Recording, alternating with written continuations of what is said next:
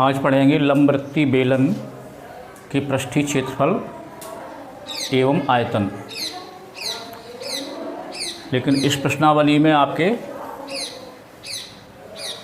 केवल पृष्ठीय क्षेत्रफल दिए हैं, अगली प्रश्नावली में फिर आगे चल के आयतन मिलेंगे। तो देखो, ये होता है लंबवृत्तीय बेलन।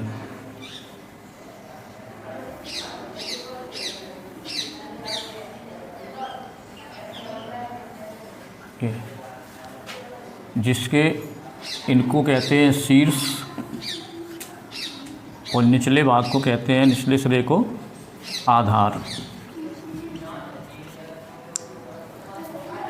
तो शीर्ष और आधार दोनों कैसे हैं? वृत्ताकार। तो ये वृत्त की त्रिज्या होगी और इस वृत्त की त्रिज्या, तो दोनों समान होते हैं।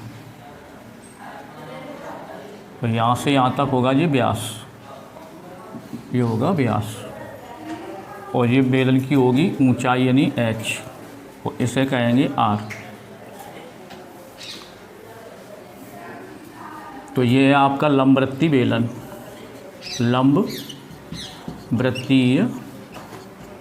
बेलन। अब इस बेलन को इस तरह से भी बना सकते हैं, पड़ा हुआ।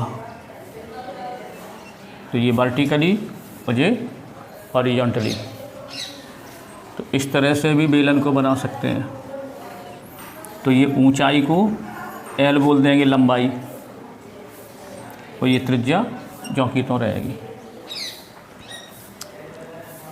अब इनके जो महत्वपूर्ण सूत्र हैं, तो सूत्र याद रखना।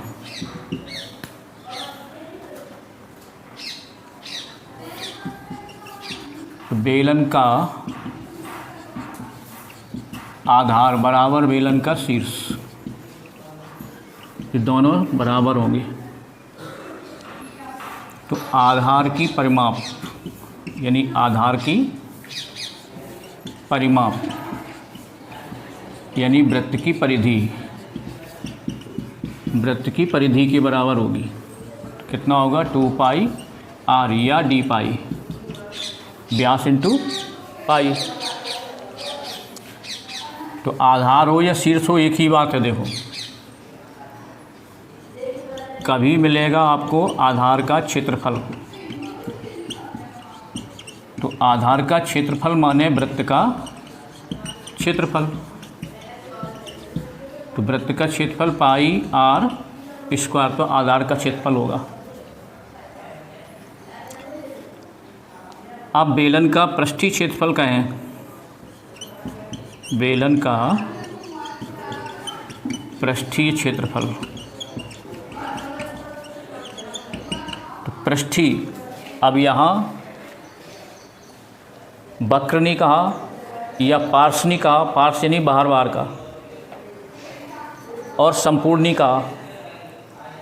तो जब केवल पृष्ठीय का है तो समझो संपूर्ण पृष्ठ है। तो इसका सूत्र होता है 2 पाई r प्लस h। इनका अंदर गुणा करेंगे तो 2 पाई r स्क्वायर, विस्तार हो गया इनका 2 पाई r स्क्वायर प्लस 2 पाई r h।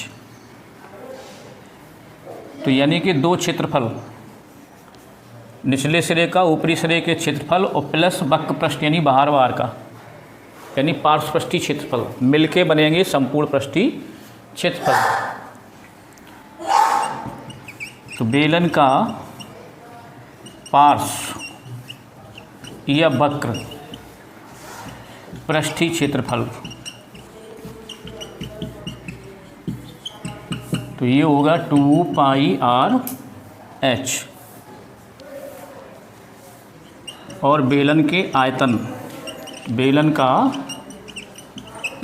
आयतन, इसको भी बोलेंगे, आयतन का सूत्र होगा पाई r स्क्वायर h। तो ये तीन महत्वपूर्ण सूत्र हैं जो लंबवृत्तीय बेलन के, ये आपके इस प्रश्नावली में या आगे वाली प्रश्नावली में यूज होंगे आयतन का, इन्हें ध्यान रखना।